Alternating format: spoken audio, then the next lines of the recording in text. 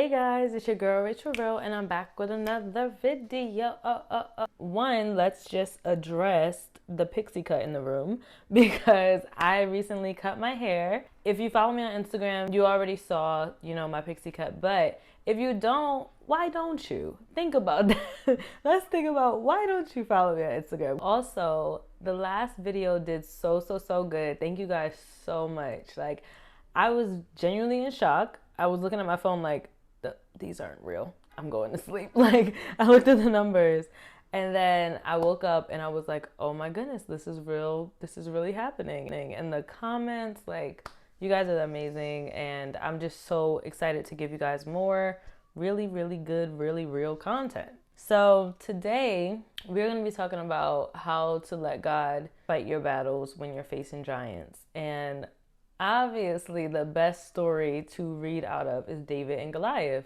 So, background information, the Philistines and the Israelites are at war. I want to just put the disclaimer out there that I am not referring at all to modern day Israel. That is a travesty, and I am not condoning any of those war crimes. This is a different time. When I'm mentioning the Israelites, I'm not talking about modern day Israel. A champion named Goliath, who was from Gath, came out of the Philistine camp. His height was 6 cubits in a span, which the Bible says at the bottom, it's like a little footnote, and it says that meant he was 9 feet and 9 inches tall. And I don't think like I can really fathom what 9 feet actually looks like. I just try to think of like my little 6-foot cousins that stand around me at Thanksgiving. They're all towering over me, and then add 3 more feet. And then add all the bulk and the muscle, because later on it says that he had a bronze helmet on his head and wore a coat of scale armor of bronze weighing 5,000 shekels, which they said is about 125 pounds. On his legs he wore bronze greaves, and a bronze javelin was slung on his back. His spear shaft was like a weaver's rod, and its iron point weighed 600 shekels. So just the javelin alone that he was carrying, they said, weighed 15 pounds. This was a big guy. This was a giant. Like, he was a real human being. I think sometimes when I was younger, I would think like, oh, like this like folklore type of story. But like, no, this was a giant man that was like, come fight me. Goliath stood and shouted to the ranks of Israel, why do you come out and line up for battle? Am I not a Philistine? And are you not the servants of Saul? Choose a man and have him come down to me. If he is able to fight and kill me, we will become your subjects. But if I kill him, you will become our subjects and serve us. Then the Philistines said, this day I defy the armies of Israel. Give me a man and let us fight each other. On hearing the Philistines' words, Saul and all the Israelites were dismayed and terrified. Of course, Game of Thrones is really crazy, but I can't help but see the correlation. There were giants in Game of Thrones, and they were not easy to take out. That's how I can imagine the Israelites felt at this time. They were all terrified. I'm going to jump down. Verse 16, it says, for 40 days, the Philistine came forward every morning and evening and took his stand. So he came out and taunted them for 40 days. He could have easily just killed all of them, but this was about making them feel intimidated. So keep that in mind, because if it was just about conquering them, Goliath could have been just took them all out. This was a taunting game.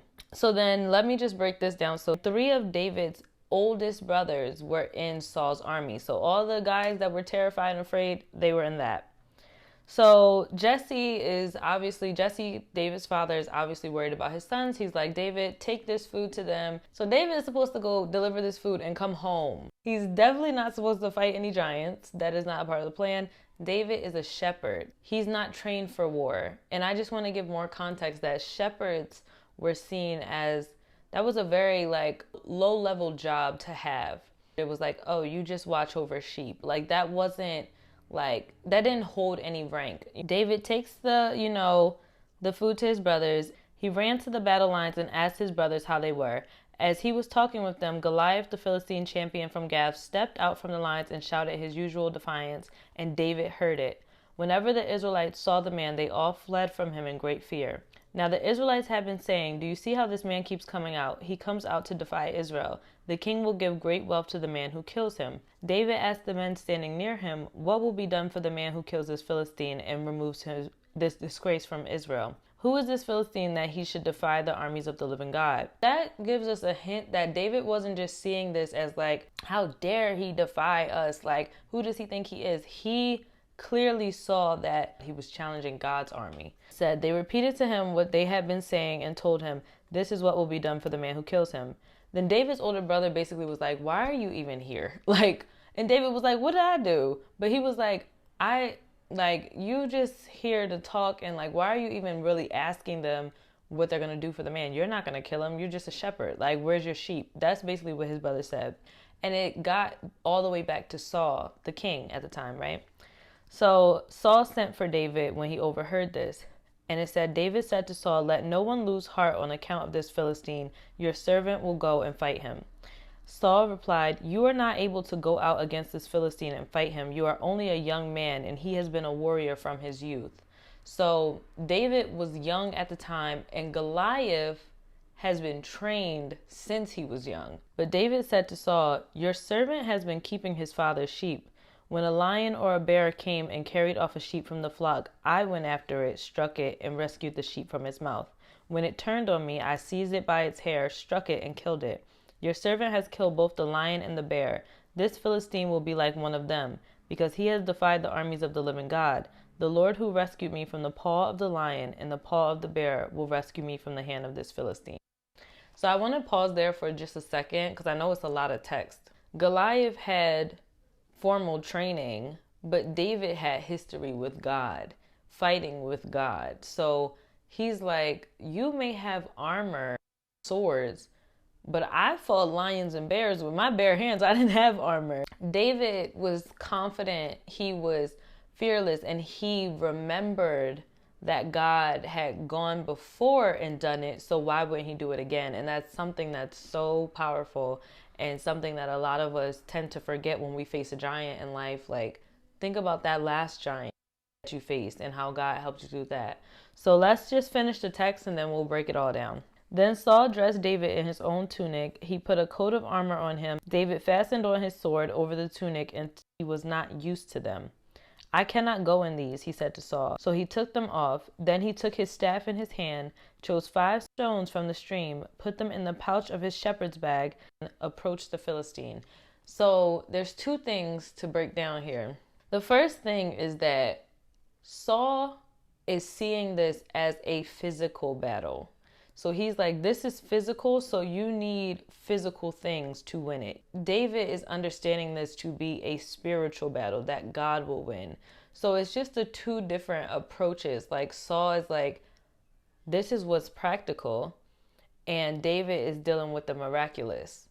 So they're talking 2 different languages. And David's like, I can't wear this armor. This is actually weighing me down, because I know that I'm not coming into this battle to win it with a sword.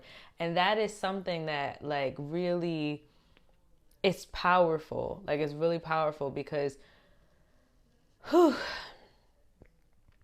feel like a lot of times in life we're like, okay, like, I need to do every single thing that I can, every practical thing, and we drive ourselves crazy trying to fight our own battles. But when we're able to look at it as a spiritual battle, we understand that God will give us everything that we need to win.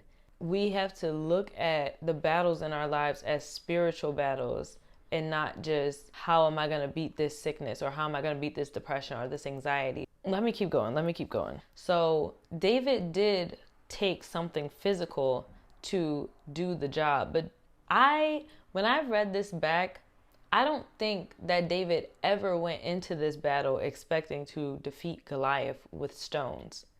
He understood that there was something else at hand, some other works that would come into play to win this battle. Because let's be for real, like, you're going to face a giant, you're not taking any armor, any weapons, but 5 stones, that's it? Like, I think even I would have a hard time being like, are you sure? Like, but this just shows how confident David was that God would be by his side to fight this battle with him, because he didn't worry about, I need the best sword, I need the best armor. He said, I have the best faith, the most courage out here. I have the best history with God to be able to fight this battle. And so let's finish the story and then we'll relate it to real life. So it says, David said to the Philistine, "You come against me with sword and spear and javelin, but I come against you in the name of the Lord Almighty, the God of the armies of Israel, whom you have defied. This day the Lord will deliver you into my hands, and I'll strike you down and cut off your head.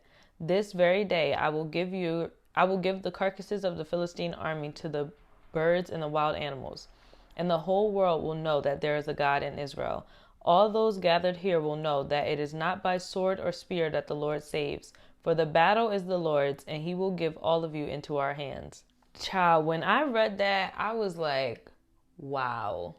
It's really like profound to me. And I know it sounds like I'm talking all like fancy. I'm not talking fancy. Like, I'm gonna break this down, but it's so profound to me that David could understand at a young age and just off of the experience he had with God that this battle was not a physical battle. This was a spiritual battle. And he always understood that God would be the one to defeat Goliath before he ever could throw a stone. So let's go back in the text where it says, there's another version of the scripture that says, "The Lord will overcome you, and then I will kill you and cut off your head." It's very gory. Like, granted, I'm not saying I didn't read it like, whoa, like I did. But there's a sequence there. He's saying, the Lord will overcome you, then I will kill you and cut off your head. So let's break it down. What he's saying is that I know that the Lord will go before me and defeat you. And then when it comes to the part of, and I will cut off your head, cutting off an opponent's head was a way to show others what was done in battle. And I'm not saying it's not gory. I'm not saying it's not inhumane, but this is war, and we have to kind of get in the mindset of war, right? That's a display, right? A display of victory. And that's how it was seen at this time. So when you think about that in terms of today and the giants that we face, we have to know that sequence, that God will go before us and overcome the giant. Then we will physically overcome, whether it's the sickness, the depression, the anxiety, the infertility, the addiction, like any of those things. God will go before us, but we will also physically have victory. And then not only that, but we will have a display of our victory for others to see, because that's important for people to understand that God fought the battle with you. When people see someone who has survived a battle or who has faced a giant and they're still able to smile and they're still able to be a good person, they still believe in God and they still praise in church, your testimony can save others. David says in the text, and the whole world will know that there is a God in Israel. That's him saying the whole world will see this battle and they'll see what happened and that we were victorious, and they'll know there was no way they should have won. But they'll know that there is a God because they defeated this 9'9" giant that honestly could have taken all of them out. The rest of the story, David defeats Goliath. He throws a stone, it hits Goliath in the head. Goliath, falls to the ground, he dies, and then David cuts his head off, and that whole thing. But I want to have a real discussion. I just mentioned how your testimony could save others, and when people see you win battles in your life, it can help others. So I just want to share some of the battles that I faced in my life, both small and large. One of the smaller battles, and it's small now, but at the time it was big. When I was younger, I had an experience that was very traumatic, and it led me to having to go to the hospital, and I ended up getting a really high hospital bill. And I think I was 17, so I wasn't that young. And I didn't know at the time when you go to the ER, they're gonna send you a big bill. I just thought that everybody wanted to help me. Yeah, they charged me a lot. And they didn't care if I knew, that I had this coverage or that coverage. They were like, "Here's your bill, take that." At the time, I was not working. I was still in high school. I wasn't in a position where I could actually just knock that out. That was huge for me. So I didn't know how I was going to pay it. And I was just like stressed about it, like nonstop. And I don't know how, but every single month without fail, I made my payment. And it was like a $200 payment every month. And people would just come to me like, can you babysit? Blah, blah, blah. And even when I thought I wasn't going to have the money, it was like right before I would get it and it was like paid it off. And I paid it consistently, did not miss a payment. And I was like, how did that happen? Like sometimes I think back and I'm like, how did that happen? Now to think about one of the bigger giants in my life, you know, I've dealt with grief, I dealt with addiction, I've dealt with, right now, my mom is battling stage 3 breast cancer. And she's very open about her journey with it. And that's definitely a giant for my family. Like, I definitely think that, you know, once you hear the big C word, it's like, oh my gosh, like, what is going on? It's like, no, like, that's like the last thing you ever want to hear. But just like Goliath was in this story, he was taunting them. Like cancer is a intimidating, taunting disease. It's something that once you hear it, you automatically think like this is the worst case scenario. I do see a lot of parallels in this story to like the way Goliath for 40 days, he just taunted them. It gave him a rise just to taunt them. It wasn't just about victory over them. It was about taunting them and seeing the fear in their hearts. And I think about how, you know, cancer was just this giant that I've seen grow in my life and in my family's life. But somehow we've had this perfect peace about it. And I'm not saying every moment is easy, but just like seeing David in this story when he said, I've killed a lion, I've killed a bear, like what is this Philistine? I think about like, we've seen some hard times. Like my mom and my sisters and I, we've seen some really hard times. So if it just felt like God gonna handle this. Like after a few days, I had my sad days. I had my days where I questioned, but I said, nah, I know God gonna handle this. This doesn't feel like the end all be all. This feels like a chapter, you know, and it'll teach us something and it'll be something that brings us closer. And I just thought about it like we got history. Like when you have a history with God working things out in your life, you just walk different. You approach things different. And just like David did with this battle, he saw this isn't a physical battle. This is a spiritual battle. And that's exactly how I see, you know, this diagnosis as like God will go and overcome this and then my mom will beat it and then we'll show everyone she's a cancer survivor and I'll probably get tattooed. Like we'll probably go on runs and I'm sure when breast cancer awareness month comes, we'll always remember that time when God, you know, helped us to overcome. And I think we can learn a lot from David in this story because he did not forget what God did for him. Never in the story did he say, oh my goodness, look at the size of that man. And it even says at one point that when Goliath ran towards him, David ran towards Goliath. Like he didn't run like the other men ran away. David ran towards Goliath because he understood that he wasn't running out there alone. And that's what I want to harp on today. That's what I really want to encourage people today is that if you're going through any battle, if you're battling with anxiety, depression, addiction, infertility, loneliness, like any of these things that just kind of taunt you and get in your ear and tell you that you'll never have the life that you want, you'll never reach this goal, you'll never have this success. I just want to encourage you that if you're going out on that battlefield, if you show up, all David had to do was show up. He bought his 5 stones. You know what I'm saying? We bring whatever it is that we have, the little faith that we have. But as long as you show up, God will fight that battle for you and he'll go before you. But you have to believe. You have to be like David was and say, I know this is not just a physical thing. You know what I mean? When I was depressed, I could see that the devil wanted me to give up. I could feel it. I could hear it in the lies. Like, your life will never be the same again. You'll never be happy again. You'll never smile. Your dad's never coming back. Like, this is your life. He won't be there for your wedding. Like, you know, these things that the devil would just kind of taunt me with. Nowadays, I'm able to see like, man, you trying to knock me off. This good stuff just started happening. I'm doing my YouTube, and all of a sudden, you trying to knock me off. You trying to knock me out of my lane because you think that by taunting me, I'll stop believing that God is going to come out on the battlefield and win this war for me.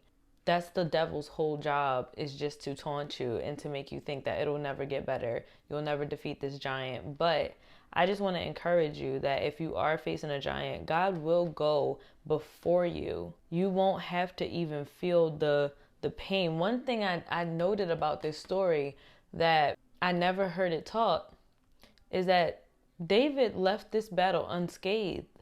It doesn't say Goliath hit him and swung at him or threw his javelin and it struck.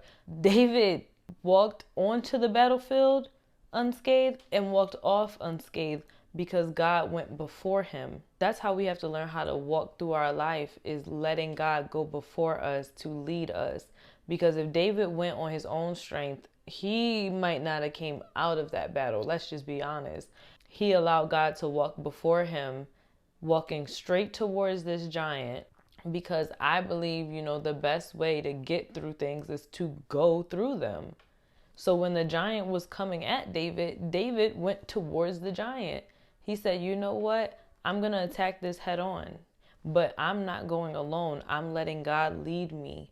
You don't have to fight alone. You don't have to fight depression alone. And I think when it came to my struggle with temptation, I was being defeated on a daily basis. I was not ever showing hope of winning because my flesh always wants what my flesh wants. But when I started to say, God, please help me not to desire this. God, please help me. I started to see a shift. I'm not saying I'm perfect. I'm not saying that I've defeated it yet. But what I'm saying is I see a shift in how often I could say no versus when I used to struggle and just say yes all the time. Once you tackle one giant with God, you start to realize, oh, I'm never fighting alone again. Give me that.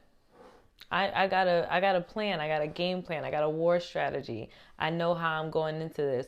I don't know how I'm going to come out, but I know that if God goes with me, I'm coming out of it. That's the word that God gave me. And I'm really, really grateful whenever he speaks to me. And this specific word really does relate to me. Just because I'm giving encouragement doesn't mean that I don't need it as well. I'm definitely still facing the giant of my mom's diagnosis, but also just personal giants, things in my life that hurt and that don't feel good in the moment. But it's the fact that I know that God is with me, that I know I'm going to come out on the other side of this thing. There's no way this thing will defeat me because it can't defeat God and he's in front of me. That's what I have for you guys. I hope that it blessed you. And I also just wanted to just thank you guys for supporting me. And I hope that I am able to continue to give you guys, good videos. And please leave a comment, tell me what you're thinking and tell me, if you want to share your testimony, you want me to pray for you, just leave a comment. Like, I will respond to every single one. So I love you guys. Thank you for tuning in and keep it real.